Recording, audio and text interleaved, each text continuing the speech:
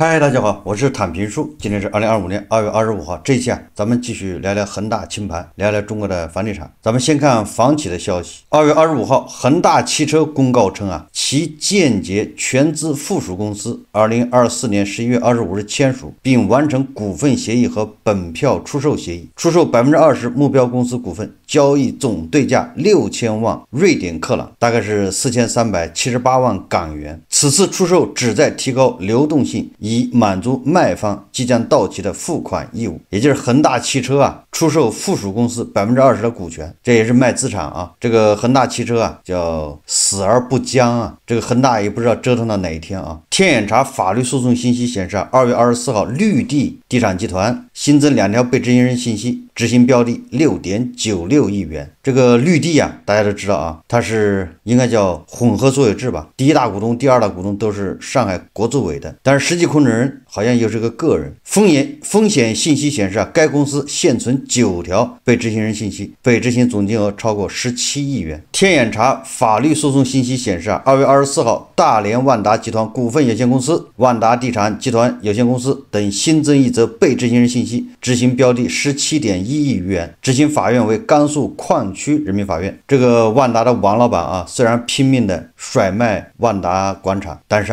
他卖资产的速度没有他这个人家追债的速度快，所以又要强制执行17.1亿元了。到了2025年肉眼可见的是万达是叫加速崩溃自从这个永辉超市起诉了万达以后后面是苏宁，再后面是融创。但是我做节目就说了只要有一个人打出第一枪，那个就是发令枪，一个债权人先下手，那其他的债权人肯定是一哄而上，就比谁的速度快，不能再等了，再等你连烟灰缸都拿不到。所以债权人就是关系再好，也这个时候也没有办法再顾及什么往日情面。苏宁和万达，永辉和万达，融创和万达，那当年好的时候都是小甜甜现在都成了牛夫人。王老板能不能扛过2025年？虽然他还有几百家万达广场但是照这个速度下去恐怕很难扛过2025年这是房企的消息总之随着救市救了3年，这房企还是我行我素不是暴雷就是在暴雷的路上。最近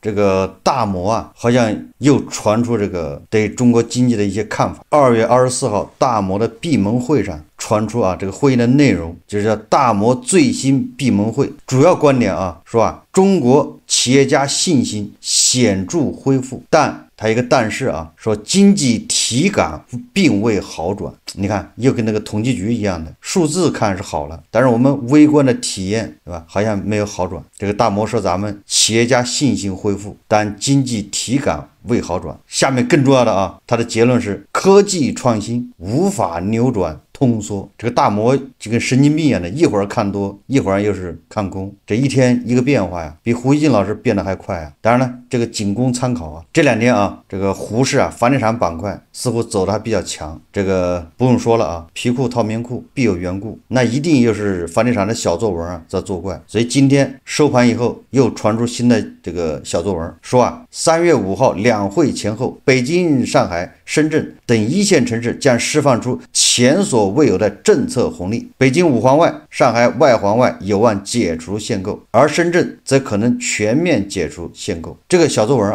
你不知道真假，但是不管它是真假，至少说明一个，就是楼市现在远远没有稳住，什么止跌回稳，因为大家都盼着还出政策我在节目里一再强调如果楼市止跌回稳了，真的稳住了，就不会再出新的政策，增量政策。只要还有要出政策的这种必要，还有人呼吁要解除限购，那就说明这个楼市根本就没有稳住，对吧？你不能媒体一边说那边深圳楼市爆火，上海的楼市也爆火都是日光盘，你这边还出政策解除限购，那你不是要炒房了吗？这个说不过去所以这2个总有一个是不成立的，就是楼市很火，现在止跌回稳了，现在甚至要上涨了，和这个又是群众或者是专家盼着出新政策，对吧？这2个只能有一个成立。专家怎么说的呢？最近这个北大教授姚洋又是叫语不惊人死不休北大教授姚洋称，房地产永远是朝阳产业，隔个几十年就要重建一遍。目前北京大学博雅特聘教授姚洋在接受记者专访时回应了中国房地产市场需求问题。姚洋认为，房地产行业永远是朝阳行业。有人说啊，房地产行业是个夕阳行业，衣食住行永远是朝阳行业，房地产也永远是朝阳行业。就算不买房，隔个几十年，房子还是要重建或装修，全世界都是如此。谣言说啊，哪怕外壳保留，内部都要重新弄一遍。我们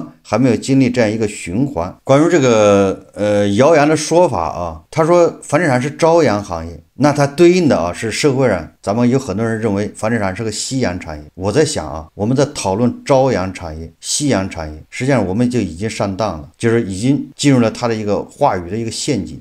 就是朝阳产业又能怎么样？什么是朝阳产业？朝阳产业对我们韭菜来说意味着什么？夕阳产业对我们韭菜来说意味着什么？就是我们一定要把这搞清楚，我们再去讨论什么朝阳产业，对吧？你先把这个定义搞清楚，什么叫朝阳产业？朝阳产业跟我们又意味着什么？朝阳产业是不是意味着房价要涨？朝阳产业是不是意味着这个行业工资要涨？朝阳产业是不是意味着这个行业发展的非常快，对吧？咱们 GDP 是每年5%，这个行业它是20%的在增长，对吧？就朝阳产业嘛，对吧？如果把这个名词这个词啊定义整明白了，那我们才能说啊，这房地产是什么产业，对吧？这个姚洋教授说啊，这个房子几十年就得翻新一次，他的意思是这个房地产行业是不会死的，对吧？这个盖房子的人呢，永远有活干，这个产业一直在。我觉得从这个角度来说，他肯定没问题啊。你说中国有这么多房子，对吧？到了30年、40年都得拆掉重建，农村的房子也重建，对吧？建房的这种需求永远在，开发商永远有饭吃。但是你说这个行业它还会以这高速的发展，我觉得这个恐怕太乐观了。就是或者像过去20年那样的发展，这个不会再来了，这个还是打住吧，对吧？无论是从经济，对吧，还是从人口，你看我们这个房地产行业不可能像20年前那样叫突飞猛进。所以作为就业来说啊，对吧？我们还是想办法规避这个房地产行业。你看现在很多大学土木工程都不招了，山东大学土木工程，对吧？20多个专业都已经砍掉了，那就是已经说明问题了啊。那你什么是朝阳行业呢？人工智能，对吧？现在你看很多大学都开始招人工智能这些专业，为什么？这叫朝阳产业，你的发展速度更快，工资高，增长快。如果你非要较真，任何一个行业里面都有好的地方，对吧？就是房地产说不行了，萎缩，那房地产里面那也有佼佼者啊，行行出状元。但是对于我们普通人来说，你要扎到房地产行业里面去，你的机会非常小，对吧？那是个萎缩的市场，不是个膨胀的市场。这是对年轻人就业啊，就是或者是你从事的行业，不光是房地产，你跟房地产相关的行业也会就是增速啊不及预期，不会像20年前那样快速发展。你做钢筋水泥，这是建材生意，你做瓷砖家具，反正跟房地产相关的，对吧？这个增速恐怕就没有想象中那么快，没有以前那么快，对吧？这个你要心里有数。那对买房的来说呢，什么朝阳产业还是夕阳产业，总之啊，它这个房价收入比太高，它的房价就稳不住。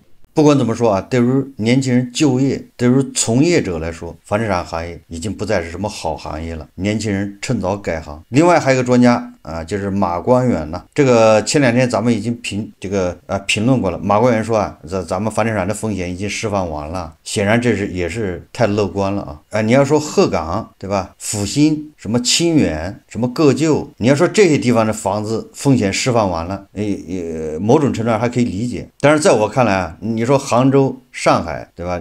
或者成都、西安，甚至合肥这些地方房子风险释放完了吗？这个上海20万1平米的房子，日光，这个真的能撑得住吗？虽然咱们有钱人不少啊，对吧？全国有钱人还是有的，都集中到上海买房，那上海的房价涨到20万1平米，也可以理解。但问题是这么高，它能不能扛得住？能不能稳得住？对吧？会不会有个什么因素啊，会导致这个房价从20万跌到10万？没有这个风险吗？还有北京，所以说啊，你要说3、4线城市，或者就是这种已经跌过了的城市，你说风险释放完了，可以理解啊。但是很多城市啊，你比如说那个杭州，那杭州还在下降过程中呢，它降了一半还要往起弹，它还要往上炒，这风险根本就没有释放完。深圳呢一样，对吧？你不管说1000到1万，你讲1万个理由，你想一想10年以后什么场景，20年以后什么场景，对吧？我们用20年的眼光来看的话，那个时候人口才多少啊，对吧？现在出生的小孩只有600多万、700万啊，比如说那2025年出生的恐怕只有700万了吧？这些人20年以后正好是本来就应该买房的生力军，这个就少了一大半。完了，这些人，对吧？他们的爷爷奶奶的房子他还要继承，那你说把房子卖给谁呢？所以说现在你要说啊，房地产的风险都释放完了，我觉得太乐观了。我们再看啊，这个财联社报道啊，他说广东省拟发行307亿土储专项债，今年全国首例。广东发行307亿专项债，用于回收闲置存量土地。在落地专项债收购闲置土地方面，广东或成为今年第一个吃螃蟹的地区。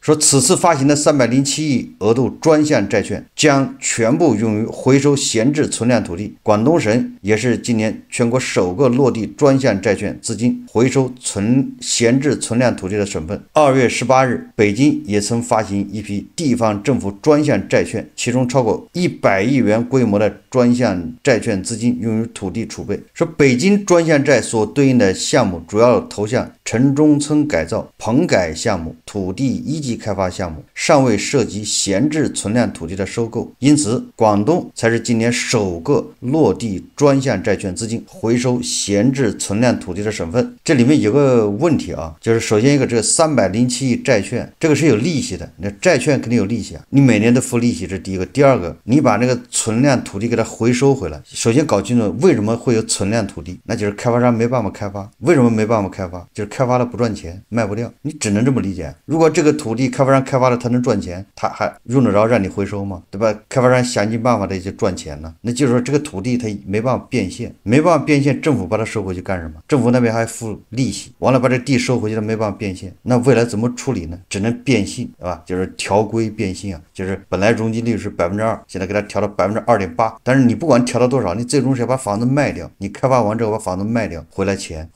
你这个调规变性之后，你的房子能卖掉，你的土地价格才能上去，土地价格上去了，政府把这个地再卖给开发商，价格贵了多出来钱，你付那个利息，就政府在收储这个一收再一变现一卖，中间不赔钱，对吧？你把这个债券的利息还得还上，这相当于风险由政府来承担。万一这个地卖不出去呢？你就是调规变性了，没人买。因为现在韭菜不买房啊，说政府把这地放手上捂10年，10年以后再说，10年以后正好赶上这个，对吧？人口那个断崖式下跌，赶上这些人本来房子更难卖，所以我想不明白啊，就是政府，你开发商，你本来市场化的开发商都已经卖不掉这土地啊，就是拿这个地没办法赚钱，给你政府怎么赚钱呢？对吧？这个地如果你是花10个亿从开发商手上收回来，那么3年以后啊，你得花至少13个亿把它卖出去，政府才不能赔钱呢，对吧？付这个利息啊，付各种管理的费用啊，那你想想这未来3年5年谁会拿13亿把这地买走呢？所以他这个逻辑还是那种房地产高速发展的那种背景下的一种逻辑，就是资产会升值啊，政府把这地拿着手上捂个3年它就升值了，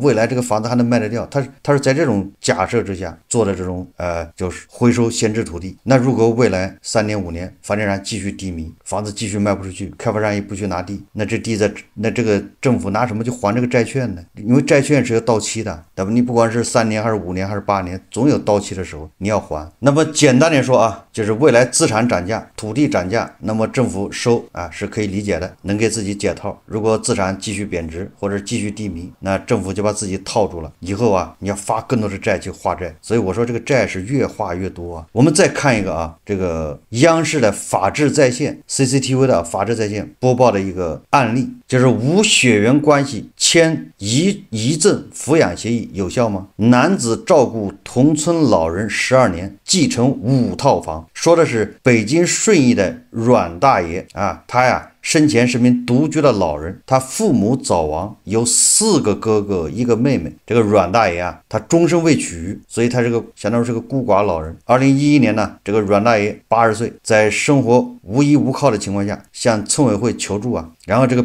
同村的村民刘某一家收留了他。在村委会的协调下，这个刘某同意抚养阮大爷，并签署了遗赠抚养协议。结果啊，过了6、7年，好事来临，这个阮大爷所在的村啊开始整体拆迁，阮大爷分的拆迁补偿款380多万，另外获得5套安置房。大家看视频啊。家住北京顺义的阮大爷出生于1930年，其父母早亡，有4个哥哥1个妹妹。阮大爷终身未娶。2011年，已经81岁的阮大爷在生活无依靠的情况下向村委会求助。当时呢，他已经年事已高了，已经80多岁了。当时他需要有人去照顾了，而他与他的侄子啊、妹妹他们之间的关系呢，一直比较一般。他的晚年生活呢是一个问题。因村民刘某一家与其关系较好，且在村中口碑好，在村委会的协调下，刘某同意抚养阮大爷。二人在村委会的主持下签署了遗赠抚养协议，约定由刘某照顾阮大爷，并负责生养死葬。阮大爷将其位于该村的11间房屋等在内的全部财产遗赠给刘某。协议书里写明，保证悉心照顾遗赠人，让老人安度晚年。至遗赠人阮大爷去世之前，供给生活水平保持全村平均生活水平。当时啊，说实话，那时候可能就是一个破宅院，就是他有一个老宅子，在老宅子上呢还有点房子，这就是他主要的财产了。遗赠抚养协议签署后，从2011年11月开始，刘某就承担起了对阮大爷的抚养责任。一些视频记录下了阮大爷和刘某一家人生活的场景。这是一家人为阮大爷过生日，生日快乐！刘某的孙子孙女向老人拜年，孙子陪老人下象棋等。到了2017年，阮大爷所在的村开始整体拆迁。由于阮大爷的宅基地面积较大，当时他分得拆迁补偿款380多万元，另外还获得位于北京市顺义区的5套安置房，共计约560平方米。那时候说实话，老爷子一下子就是身价百千万了，但是老爷子还是愿意跟刘某一起共同生活呀。那时候他们租房子也一块住啊，然后而且照样一起共同生活，开开心心的。刘某也把阮大爷也照顾得好好的。2023年3月，阮大爷的5套安置房下来了，他也已经93岁高龄。由于利益重大，当时在律师的见证下，阮大爷又与刘某第2次签署了遗赠抚养协议，再次约定由刘某负责阮大爷的生养死葬。阮大爷将其包括5套安置房在内的全部财产遗赠给刘某。因为当时的房子已经拆了，现在变成回迁房了，因此我们需要再签订遗赠抚养协议。我继续由刘抚养照顾我生老病死，在我100年以后，回迁房和我的其他全部财产都归刘所有。想请律师帮我们证明一下这个事儿啊，是这个情况吗？好，这是我本人的意思。他们一家这么多年照顾我也不容易，今后还得依靠他们继续照顾我。我不会写字，自己的名字也不会写，我只能按手印儿。啊，然后您平时出去下棋离家远吗？离这儿？也就是300来多里。哦，那您下这棋是什么棋呀？象棋。象棋。哦，好。这一年10月，阮大爷因病去世，享年93岁。刘某送老人走完最后一程，并为其购买墓地，料理了丧葬事宜。刘某认为自己对阮大爷如同对待亲人一般，12年如一日悉心照顾，让其在晚年生活中感受到了家庭的温暖和幸福，如约履行了生养死葬的抚养义务。由于阮大爷去世时，他的一个妹妹、阮大爷2哥的2个女儿仍健在，为了接受遗赠，刘某将3人起诉至北京市顺义区人民法院，要求法院确认遗赠抚养协议有效，协助其办理房产过户事宜。据我们走访了解，以及村里村委会证人的证人证言这些跟我们告知的，就是说阮大爷从81岁到93岁去世，这10几年的生活，刘某就是照顾的挺好的呀，他的晚年就是挺幸福的呀，所以刘某就应该好人有好报。所以遗赠抚养协议，我们觉得就是双方真实意思表示，没有任何问题。开庭审理过程中，对于财产继承问题，阮大爷的妹妹和2个侄女也没有提出要求。最终，法院作出判决，认定5套房产的所有权益应由刘某继承。我们简单的说一下啊，他是2011年开始抚养，到2024年、25年，反正就14年吧。抚养这个阮大爷14年，赡养吧，然后获得遗产上千万，那相当于每年将近100万呢，没有100万也80万，这么好的事情，按理来说应该抢着去干。你想，你找个什么活一年能挣80万，对吧？这个只不过是伺候一个老头，陪他下棋，给他唱一唱生日歌，对吧？照顾他每天吃喝。你说你这当个保姆也不够5、6千一个月啊，一年下来顶多6、7万，这个一年下来80万呢。这里面我比较感慨的是，这个阮大爷的妹妹以及他那边亲戚，不管什么原因啊，不管是他们之间有矛盾还是隔阂，哎，人家放弃了，这个也是一种魄力啊，也给一般人肯定去矫情一下，对吧？因为利字当头啊，对吧？这是切身利益啊，谁不去争一下呢？哎，你看人家啊，不要放弃，所以这个也很有意思。这第一个啊，第二个这个阮大爷，对吧？他自己有亲戚，哎，80多岁，他跟亲戚关系不好，但是他跟同村的村民关系好，为什么呢？按照农村传统的搞法，一般都是自己亲戚的吧，一个侄子或者外甥，哎，负责养他，以后所有的遗产都给他，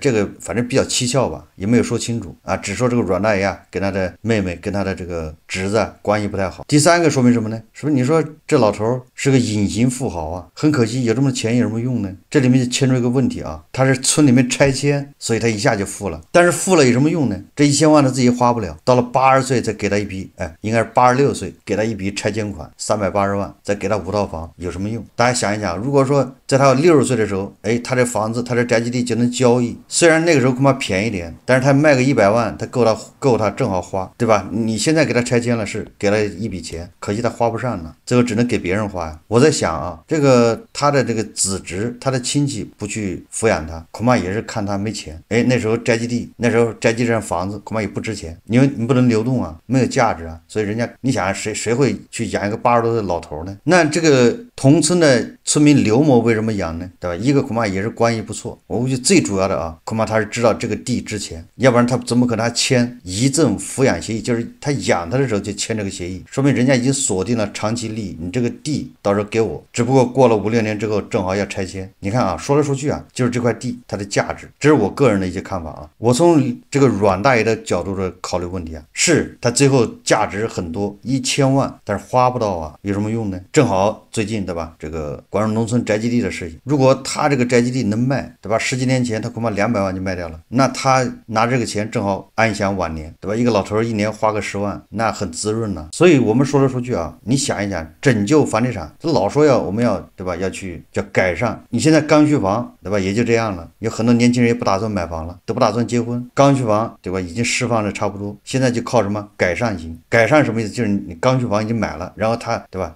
他有钱了，赚了钱，或者他是孩子多了，他想买个大房子，或者买个环境更好的，这叫改善嘛？因为你总得有人生活好起来了，好起来才叫改善。我们以胡一进老师为例吧，对吧？胡一进老师他的改善怎么改善呢？那就是去他老家，去河南或者去北京周边，或者就是刚才这个顺义的阮大爷，咱们那儿去他们村啊，买一块宅基地盖别墅，哎，这叫改善呢。你不用在城里面跟人挤啊，不用爬楼梯啊，也不用坐电梯啊，你自己盖个别墅别院，对吧？车子可以直接停到院子里面，哎，这个对胡一进老师叫改善。胡一进老师有没有这需求呢？当然有啊，对吧？他可以约人在那儿搞人体摄影，搞个工作室，空间又大。然后呢，对吧？这个把宅基地卖给胡老师的这个人呢，拿着钱，哎，进城买房，你是不是双向奔赴吧？把宅基地卖给胡一进老师这个人，他可能孩子在北京上班，可能自己在北京上班，对吧？需要住房，哎，这个恐怕就变成他的首付，对吧？或者是他买房款的一部分，他再东凑西凑的，哎，他就能在北京买到房。你看看，既盘活了这个宅基地，又带动了城里面的房子的销售，要不然城里房子卖不掉啊。这个是不是两全其美？这本来是解决这个房地产的一个不错的办法，但是就是因为对吧，这个观念这种没有由来的这种束缚啊，哎，让你卖不掉，你等着吧，等这个阮大爷这一样，到快90岁了，哎，说你这样拆迁了，有一笔钱，那还有很多地方他不拆迁的，一辈子他都不拆迁的，那你怎么办？好，我们再说胡一进老师啊，他现在想盖个别墅，你不让他盖，他在北京市买别墅也买不起，对吧？动不动几千万上亿的，他就是买得起也不能买啊，买了人家怀疑他，要查他，所以他怎么办呢？对吧？你把他路都给堵住了，最后胡一进老师只好啊把钱润到国外，准备一走了之了，准备学加头老师，对吧？去国外买房，也就会导致有钱人拿着钱往外跑，资金外流，对吧？实际上我们应该拿东西把这有钱人给他吸引住，让他别跑，对吧？你往哪儿跑呢？你不如在这儿买块地盖房子，就满足你一下这个田园风光啊，就是这什么，这叫乡土情节。所以说啊，这个有的时候你发现他就是开倒车啊。现在很多地方农村啊，允许你把宅基地退给集体，这不有很多政策吗？比如说你在那个县城买房，然后你把这宅基地复耕，就宅基地变成耕地啊，复耕完了一块地，宅基地1亩地给你5万块，有很多地方有这政策。但是如果你把宅基地卖给胡一金老师，那不可能是5万呢，那怎么这是30万50万呢？对吧？当然跟着位置啊，你不能说犄角旮旯的，对吧？离城市远。实际上本质上啊，就是还是有人想在农民这儿再盘剥一道，你自己直接交易，那好处全让你自己得了，对吧？这是造孽啊，对吧？还是村里统一交易比较好。这个北京顺义的这个阮大爷人走了，钱没花了，这也牵出另外一个话题啊，就是到底要不要下一代？仁者见仁，智者见智啊。好，这期节目我们就聊到这里，感谢大家收看。如果喜欢我的节目，欢迎订阅转发，也可以在下方留言评论，谢谢大家。